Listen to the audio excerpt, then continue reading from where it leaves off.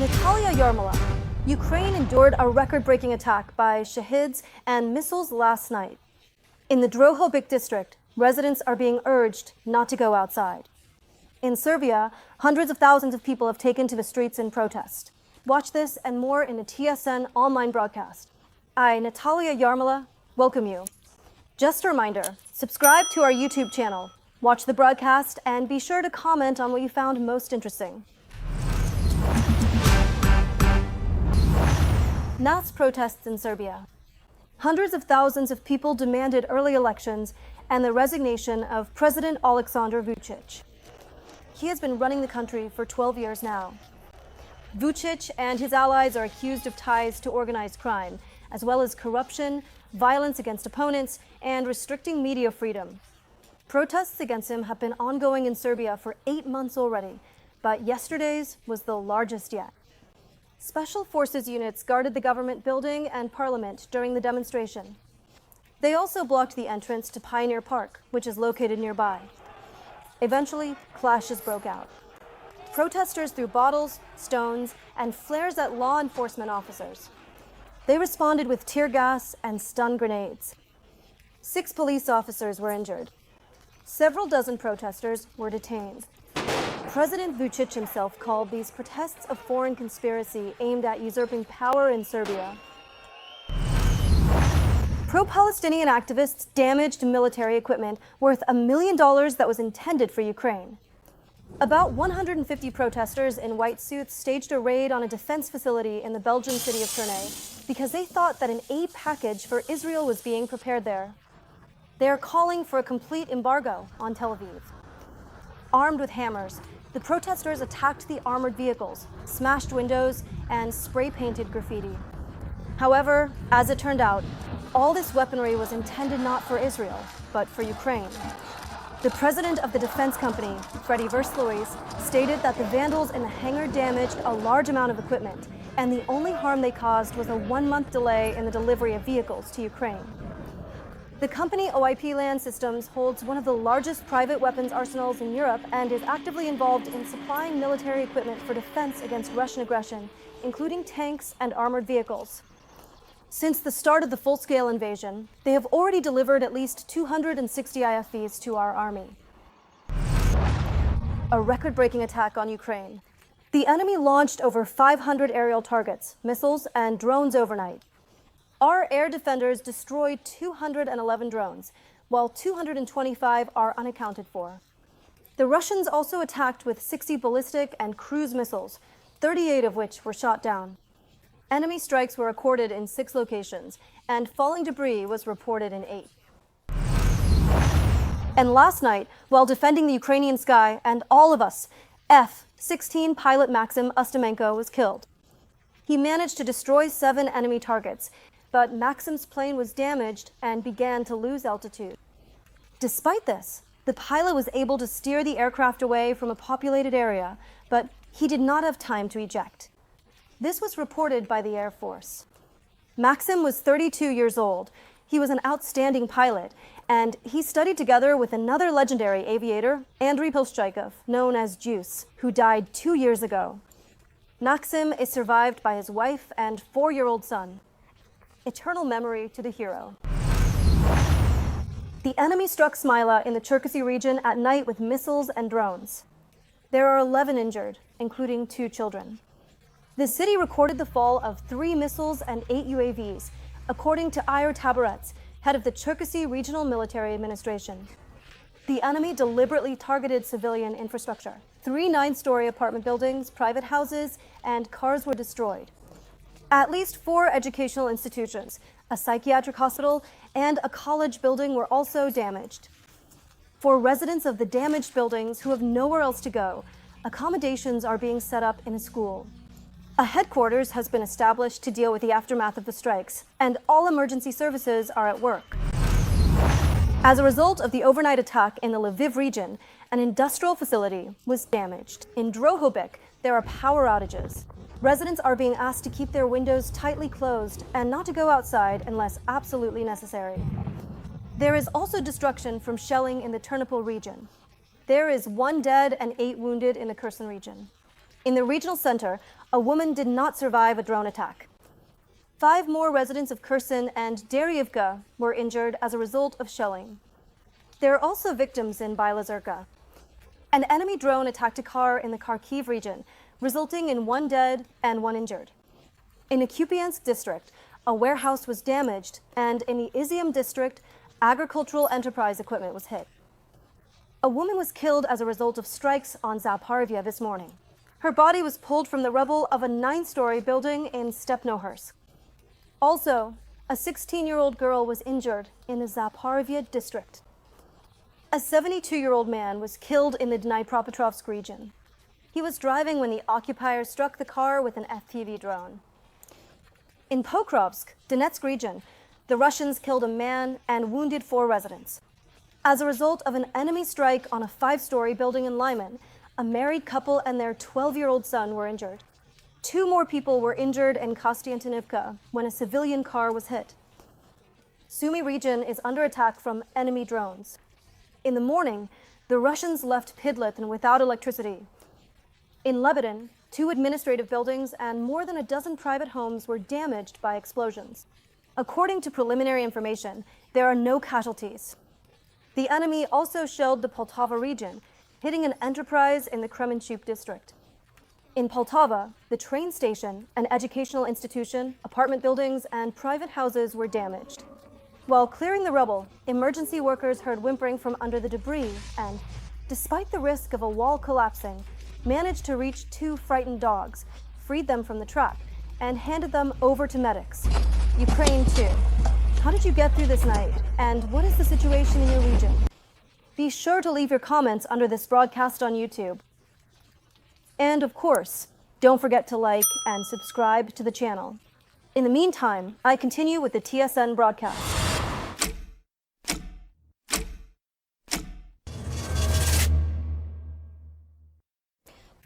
When our people are home. This week, the 7th stage of the major prisoner exchange took place as part of the Istanbul agreements. Wounded defenders have returned to free Ukrainian soil, as well as those who are under 25 years old. These are soldiers of the armed forces, the National Guard, and the State Border Guard Service. Most of them have been in captivity since 2022, and many among them were captured during the defense of Mariupol. The oldest defender who is able to return home is 62 years old. The youngest is 24. About the moments we all wait for so much and rejoice in so deeply, TSN correspondent Nelly Kowalska reports next.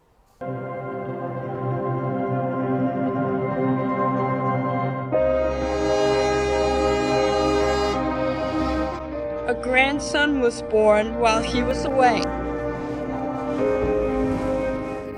Congratulations.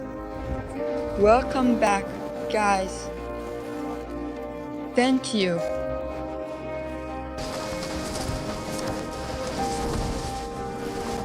This person saved my life. Well done.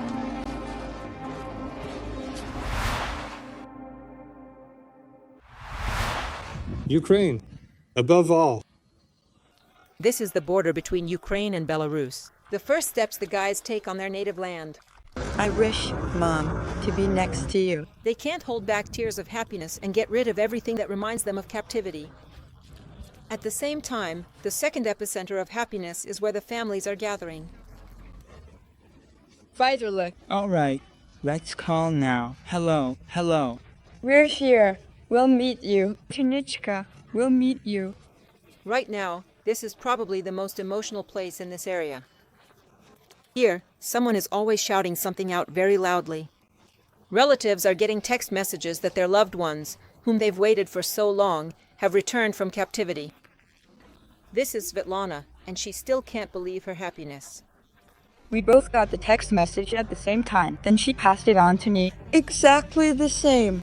Just now, both she and her daughter received the message that their husband and father, Victor, has returned from captivity. They waited for him for 38 months. His grandson was born while he was away and named after him Victor. Now there's only about an hour left to wait, and this time drags on the longest. Congratulations. The first to arrive are the most seriously wounded guys, brought in by ambulance. Welcome back. Guys, thank you. The freed guys seem a bit lost. A soldier who has also been through captivity tries to calm them down. We traveled blindfolded, hands tied with zip ties. Only in Belarus were blindfolds removed. But everything will be all right. They'll treat us. At this time, the first video of the freed soldiers appears on the official pages of the coordination headquarters. Svetlana, who is waiting for her victor, can't hold back her tears. He's thin, very thin, extremely thin. Is that him? That's him. Yeah, the daughter's called. And she cries, and he cries. Victor is back. And now the last minutes of waiting. We're always ready to hug, right? We are all waiting together. The first moments after the buses arrive are a continuous hug. Svetlanka.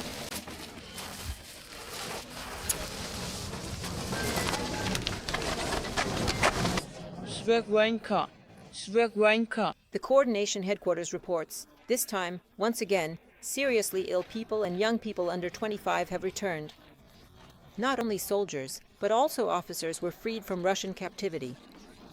Today, the whole world marks the International Day in support of victims of torture. And so today, on the Day of Support, on the International Day in support of victims of torture, Ukraine brings back another group of its defenders.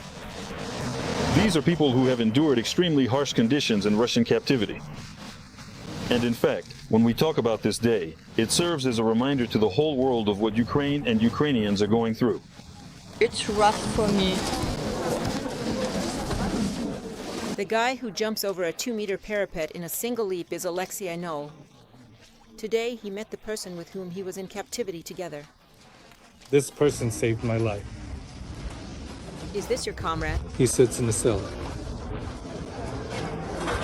He is a witness to how we were killed. Some of us were beaten. This person saved my life. Alexei from Chernihiv region was captured at the beginning of 2022 and spent 10 months there. Later, he wrote a book about it. He came to the exchange unexpectedly and didn't even expect to meet Alexander. He is the main character of my book. This person gave me his last so that I could just hold on and survive. Alexei is crying from happiness. Meanwhile, Svetlana is searching the crowd of happy people for her victor.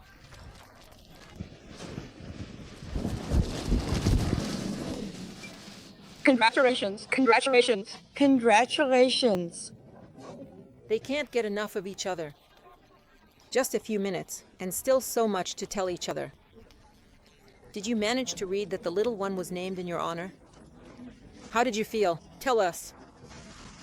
Well, for my second daughter, Victor is our third.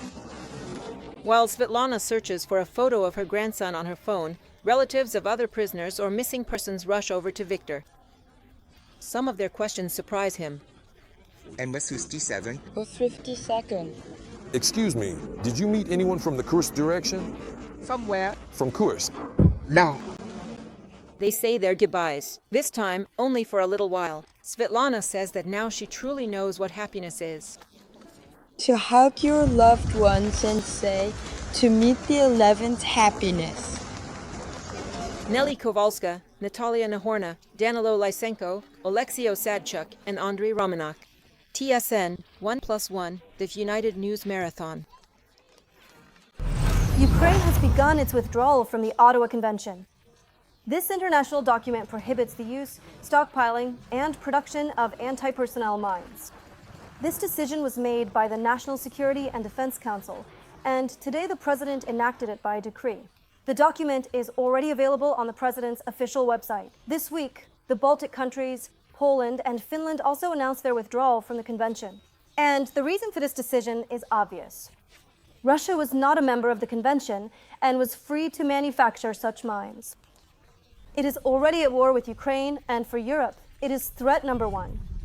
In order to officially withdraw from the convention, this decision still needs to be considered by the Ukrainian parliament. An enemy Ural truck, a Shilka anti-aircraft system, an infantry fighting vehicle, and enemy personnel. The 3rd Separate Assault Brigade is publishing footage of the destruction of this Russian junk in the Kharkiv region. All these targets were hit using unmanned systems. At the same time, it seems the Russian army can now reach the outskirts of Sumy with its tube artillery. According to Ukrainska Pravda, the enemy struck the village of Plyashchin, which is just outside the regional center, from the territory of Kursk region using Hyacinth B and Hyacinth S guns. In total, over the past day, there were 170 recorded clashes along the entire front line of the Russian-Ukrainian war. The defense forces struck an area where enemy personnel, weapons, and military equipment were concentrated, a UAV command post, and 7 enemy artillery units. On the hottest Pokrovsk direction, our defenders repelled 56 enemy assaults. And now, more details in numbers about Russian losses on the battlefield. They've lost 1,220 soldiers, and since the start of the full-scale invasion, the occupiers have already suffered almost 1,019,000 killed and wounded. In the past day, our soldiers managed to destroy 24 artillery systems, 7 armored vehicles, 6 tanks, and 93 vehicles. 147 drones were shot down in the sky, bringing the total to over 42,000. And also 420 airplanes and 337 helicopters. At sea, 28 ships and boats, 1 submarine, and an enemy refueling ferry have been sunk. A swarm of enemy drones on fiber optics. They already fly in for dozens of kilometers and pose a serious threat to our defenders. Electronic warfare is blind against them. How Ukrainian soldiers counter these deadly drones, in a report by Andriy Tsaplyenko. A tunnel made of anti-drone nets over the roads leading to the front line. That's something the enemy has been doing for a long time, and something Ukrainians started doing only later. Now they have to be installed under fire, but there's no other choice. Otherwise, the enemy could cut off all logistics, and our soldiers on the front line would be left without ammunition or evacuation. Right now, I'm with the scout from the 54th Brigade. His call sign is Tourist, and we're heading toward the Siversk area. That's where his brigade is holding the line. The scout says that it's our drones that are saving the situation. But on the other hand, it's the enemy's drones that are the biggest problem on the front line. Here it is, Siversk. The fact that we made it here in broad daylight is considered a miracle. The occupiers are almost next door, shelling this road from the captured Lysychansk oil refinery. Pretty much everything is flying at us, from artillery to FPV drones. They use everything. They don't hold anything back. Along the road, enemy FPV drones like these are lying in ambush, connected by fiber optic cable. Invisible to electronic warfare, they hide in the grass, wait for a vehicle, and then attack. We managed to neutralize this drone. We approached it from behind and cut its fiber optic cable, breaking the video control. And then we took it away. Despite the tough situation here near Siversk, we have something to respond with in this drone war imposed by the enemy.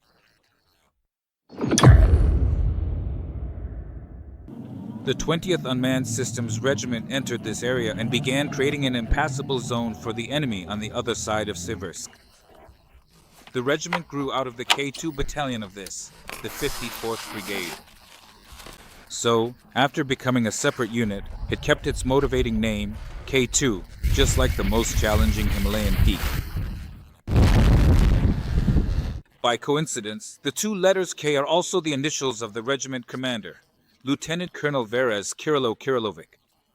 We have means that can strike at 15, 20, even 25 kilometers deep.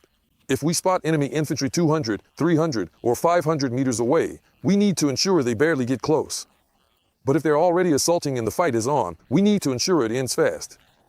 The commander believes that, given limited logistics, the time for a revolution in ground drones will come soon. But here, they're not waiting for the future, they're bringing it closer. The regiment has created a unit for ground robotic systems. Its operators miraculously evacuated 4 wounded soldiers from the front line. 4 in 4 days. Unfortunately, we weren't able to evaluate the fifth one. Otherwise, it would have been 5 in 5 days. The robots that save the wounded are operated from this control center. Right now, the operators are preparing for another important mission. Yes, today we'll be making a delivery with this unit. What's the farthest distance you've driven it?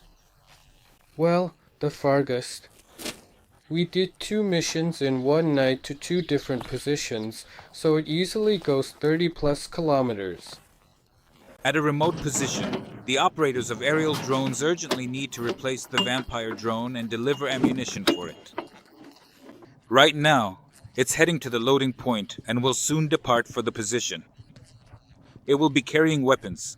Whether it makes it there or not will determine if our guys can hold this position. The 6-wheeled robot has to go through an area where the enemy attacks Ukrainian vehicles around the clock. There's a risk of losing this unmanned tractor, but it's a chance to save invaluable lives. I'm on the line. The drone is transported to the starting position on a trailer. For the crew, the start is the riskiest moment. Buddy, and the shotgun is a must. Yeah, right. I take it that's against FPV drones? Yeah. The wheeled robot made it to the vampirists and almost got hit by an enemy FPV drone.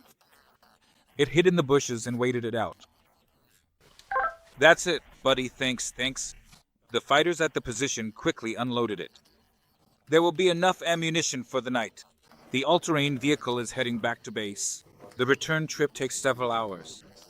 The robot slowly pushes through the electronic warfare microwaves, and by the time it arrives, the morning sun is already shining in full force. The mission was long, but definitely successful. The guys at the position received the Vampire drone and ammunition, and the ground robot returned safe and sound, once again proving that a new stage has begun in the war. Andriy Tsaplienko, Ilya Shinkarenko, Serhiy Parfalov, TSN Week 1+1. LGBT pride with a message for Orban. Between 100 and 200,000 people gathered in downtown Budapest for the traditional gay pride parade. This year, the event had a vivid political undertone. The Hungarian government banned the event, supposedly to protect children's rights. And it was precisely the ban that drove so many people to take to the streets of the Hungarian capital. For comparison, last year, only about 35,000 people took part in the Budapest Pride. Many march participants held anti-Orban posters, accusing the Prime Minister of tightening the screws. In March of this year, the Hungarian parliament passed a law that restricts the right to peaceful assembly if it could cause moral harm to minors. However, participants of the Budapest LGBT rights march consider such bans unnecessary and contrived. Everyone wants freedom, and everyone wants to express their need for freedom. We came out here for love, for equality, and to a large extent against the government. I'm very happy that so many people from our neighboring countries came to support us. At some point, you have to speak out, come out and declare what you want to do in this country. And I want to feel good in this country. We believe Orban should leave as soon as possible, and then we'll have a good, comfortable country. Well, with that, I'm wrapping up this TSN broadcast. And just a reminder, subscribe to our YouTube channel and hit the bell so you don't miss our live broadcasts. The next one is already tomorrow.